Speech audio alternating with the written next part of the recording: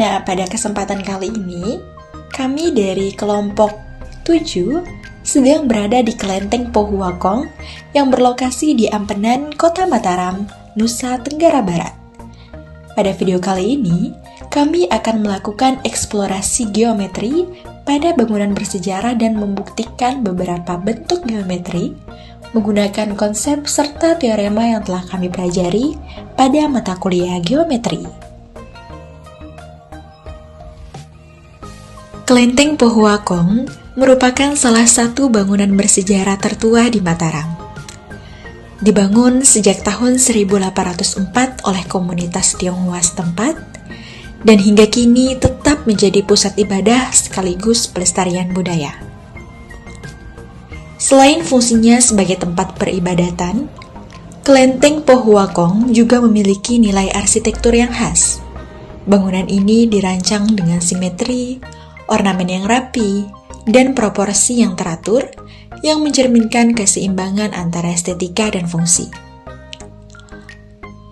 Letaknya pun strategis, berada di dekat pelabuhan Ampenan yang dulunya menjadi pusat perdagangan sehingga kelenteng ini juga menjadi saksi sejarah perkembangan sosial dan ekonomi kawasan tersebut.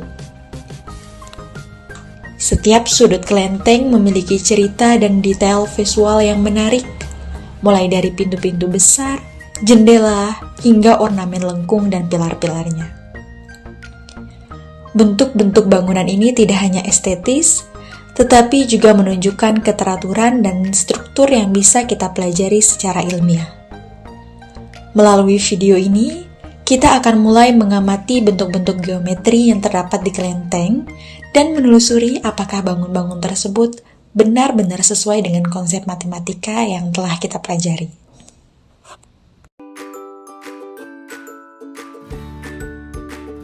Halo semuanya, kali ini kita akan membuktikan bentuk ukiran pintu pada bangunan kelenteng Pohuwakong apakah sebuah persegi panjang atau tidak. Berikut tampilannya. Nah, apabila gambar tersebut kita ilustrasikan ke dalam papan, maka akan menjadi seperti ini. Nah, pada bentuk ukiran pintu kelenteng Pohuwakong, di sini terdapat sebuah segi empat, yang dimana titik-titiknya itu kita beri nama titik A, B, C, dan D. Nah, pada segi empat ABC tersebut, kita akan membuktikan secara geometri apakah bentuk tersebut merupakan sebuah persegi panjang atau tidak. Nah, setelah kita melakukan observasi dan melakukan penelitian, kita mengetahui bahwa bentuk ukiran pada pintu bangunan tersebut memiliki panjang dari sisi A ke B dan D ke C ini sama-sama memiliki panjang 60 cm dan mempunyai lebar pada sisi B dan C, dan A dan D memiliki lebar masing-masing 23 cm. Nah, kali ini kita akan membuktikannya secara geometris. Nah, di sini kita sudah membuat sebuah tabel pembuktian terhadap bentuk ukiran pintu pada bangunan kelenteng Pohuwakong. Di sini kita lihat bahwa yang pertama yaitu ABCD adalah sebuah segi empat, seperti yang saya jelaskan tadi, yaitu titik A, B, C, dan D merupakan berbentuk segi empat. Yang kedua, sisi AB dan sisi CD sama dengan 60 cm. Sisi BC dan sisi AD sama dengan 23 cm. Dengan alasan keduanya yaitu diketahui, seperti yang saya jelaskan tadi. Yang keempat yaitu tarik garis dari B ke D dengan alasan untuk membuat segitiga ADD dan segitiga CBD. Yang kelima yaitu sisi BD kongruen dengan sisi BD dengan alasan reflektif. Kemudian yang keenam yaitu segitiga ABD kongruen dengan segitiga CBD dengan teorema sisi-sisi-sisi akibat langkah 2, 3, dan 5. Kemudian yang ketujuh yaitu sudut ABD sama dengan sudut CBD akibat langkah 6. Yang kedelapan, sisi AB sejajar dengan sisi CD dan sisi AD sejajar dengan sisi BC. Ini merupakan akibat langkah 7. Kemudian yang terakhir yaitu ABCD adalah sebuah persegi panjang. Merupakan akibat langkah 9 dan definisi dari sebuah persegi panjang, yang dimana definisi dari sebuah persegi panjang yaitu memiliki satu pasang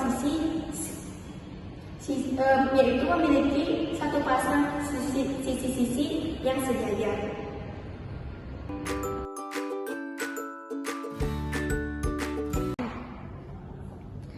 Selanjutnya, di sini saya akan membuktikan terkait dengan kepengurunan dan kesebangunan.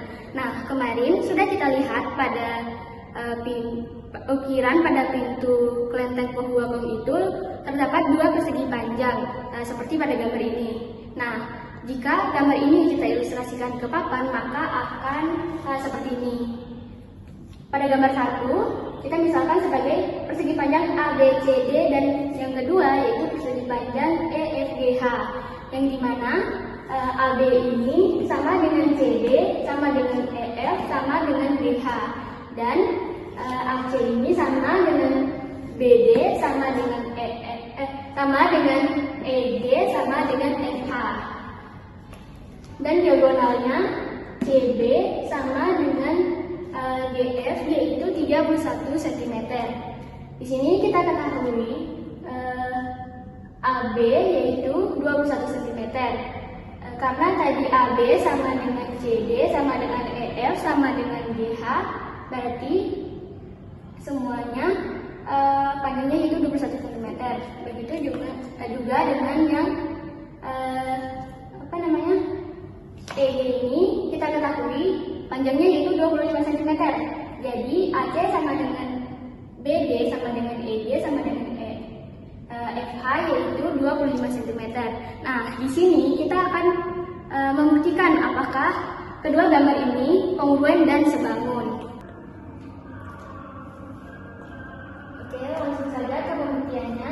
Di sini dapat kita lihat pada tabel pembuktian ini, yang pertama yaitu ABCD dan EFGH adalah persegi panjang. Tadi sudah kita ketahui. Kemudian yang kedua, garis AB kongruen dengan garis EF sama dengan 21 cm. Tadi juga sudah kita ketahui. Yang ketiga yaitu garis BD kongruen dengan garis FH sama dengan 25 cm. Juga sudah diketahui.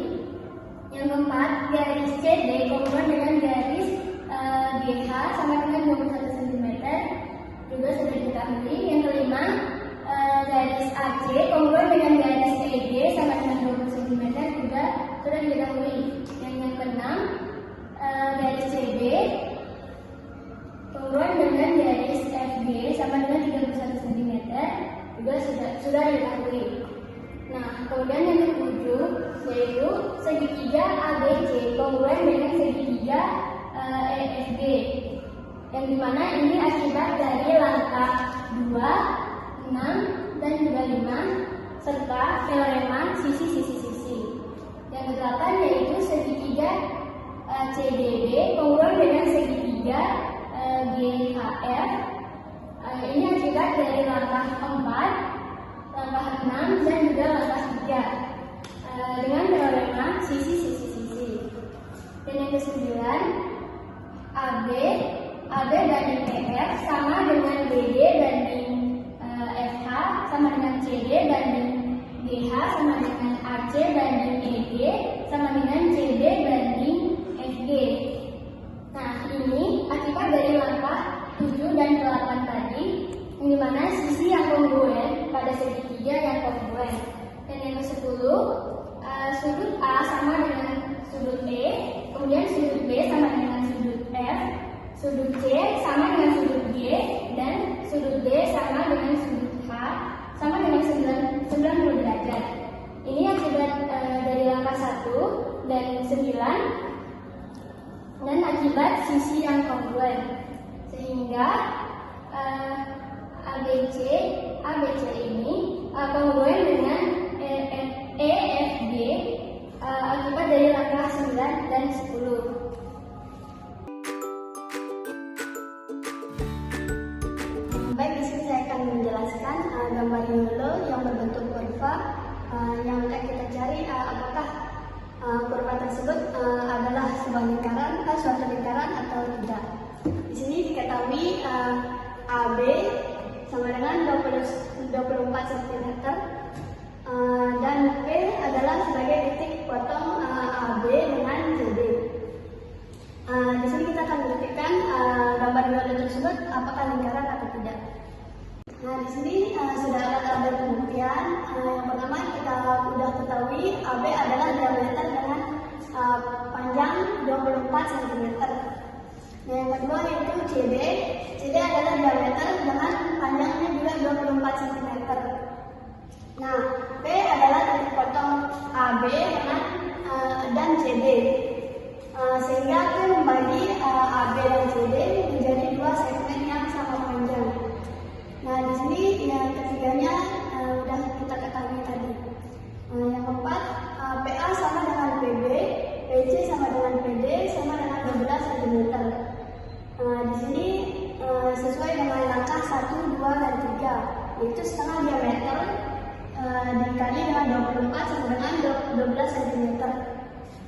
Yang kelima, semua titik AB, CD berjarak sama dari P, yaitu 12 cm, sesuai dengan langkah yang keempat.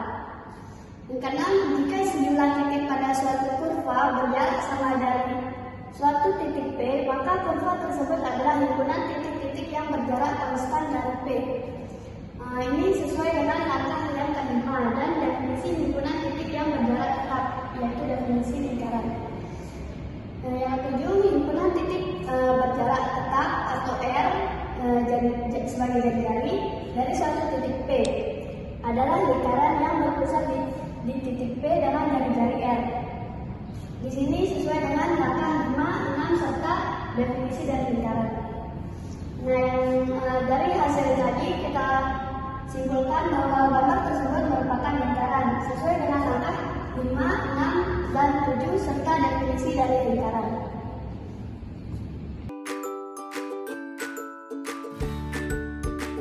Halo guys, jadi pada kesempatan kali ini kita akan membuktikan apakah gambar Hilo 1 dan juga gambar Hilo 2 itu dia kongruen atau tidak. Nah, secara kasat mata, teman-teman bisa perhatikan gambar ini. Kedua gambar di samping ini sekilas terlihat nampak sama. Namun untuk membuktikan apakah kedua kurva atau lingkaran di samping ini adalah suatu lingkaran yang kongruen, kita akan membuktikan. Di sini teman-teman bisa melihat ilustrasi dari kedua gambar Yolo tadi, di mana di sini ada gambar Yolo 1 dan juga ada gambar Yolo 2. Di sini setelah kita melakukan pengukuran, kita ketahui bahwa diameter AB itu sama dengan diameter DF dan juga sama dengan diameter BH dan sama juga dengan diameter CD yang ini 24 cm. Serta P ini adalah titik potong dari segmen AB dan juga CD, dan Q adalah titik potong dari segmen BH dan juga segmen BH. Di sini teman-teman bisa lihat ada tabel pembuktian di mana kita akan membuktikan dua gambar lingkaran tadi apakah kongruen atau tidak. Nah, yang pertama, di sini kita tahu bahwa AB dengan CD yang 24 cm. Kemudian P adalah titik potong AB dan juga CD. Itu adalah dua informasi yang kita ketahui. Nah, karena P tadi yang membagi diameter, maka PA itu akan sama dengan PB, sama juga dengan PC, dan juga sama dengan PD, artinya 12 cm. Teman-teman bisa perhatikan gambar yang seperti ini, di mana jarak dari PA sama dengan jarak dari P ke B juga, sama juga dengan jarak dari PC, dan sama juga dengan jarak PD, yakni 12 cm. Kemudian, semua titik pada garis Yolo 1 ini, yaitu titik AB dan juga CD, dia berjarak 12 cm dari P. Jadi jaraknya sama, semua titik pada lingkaran ini dengan P. Jaraknya sama yang 12 cm. Ini adalah akibat dari langkah Kemudian gambar viola 1 adalah lingkaran yang berpusat di P dan jari-jari 12 cm. Nah, kita bisa menyimpulkan bahwa gambar viola 1 ini dia adalah sebuah lingkaran yang berpusat di P dengan jari-jari 12 cm. Ini berasal dari rangka 4 dan juga definisi dari lingkaran itu sendiri, bahwa kerumunan inti yang berjarak konstan atau R dari suatu titik pusat P merupakan sebuah lingkaran. Kemudian kita lanjut ke gambar viola yang kedua, di mana kita tahu bahwa EF itu sama dengan GH sama dengan 24 cm. Nah, kita ketahui juga bahwa Q itu adalah titik potong dari EF dan juga GH. Sehingga nanti karena Q adalah titik potong EF GH, maka Q itu akan membagi diameter EF GH itu menjadi sama besar, yakni 12 cm. Ini akibat dari rangka 7 dan juga rangka yang kedua. Kemudian, semua titik pada keliling bangun EFGH itu berjarak 12 cm dari Q. Ini titik EFGH pada lingkaran itu berjarak sama dari titik pusatnya yaitu Q, yakni 12 cm. Nah, dari situ kita bisa menyimpulkan bahwa gambar P2 itu adalah lingkaran yang berpusat di Q dan jari-jarinya itu R sama dengan 12 cm. Ini berasal dari rangka 9 dan definisi lingkaran itu sendiri. Nah, setelah itu kita sudah tahu bahwa jari-jari P dan jari-jari Q itu dia sama-sama 12 cm. Dari mana? Dari rangka 5 dan juga dari rangka 9. Itu jari-jari R, RT sama dengan jari-jari RQ yang 12 cm. Kemudian dari kita tahu bahwa dari rangka 1 dan juga rangka 6 ini adalah diameter pada gambar Halo 1 dan gambar Halo 2. Tapi diameternya itu sama-sama 24 cm. Nah, dari sini kita bisa tahu bahwa lingkaran Halo 1 dan lingkaran Halo 2 itu dia kongruen karena dia memiliki jari-jari yang sama yakni 12 cm dan juga diameter yang sama yakni 24 cm.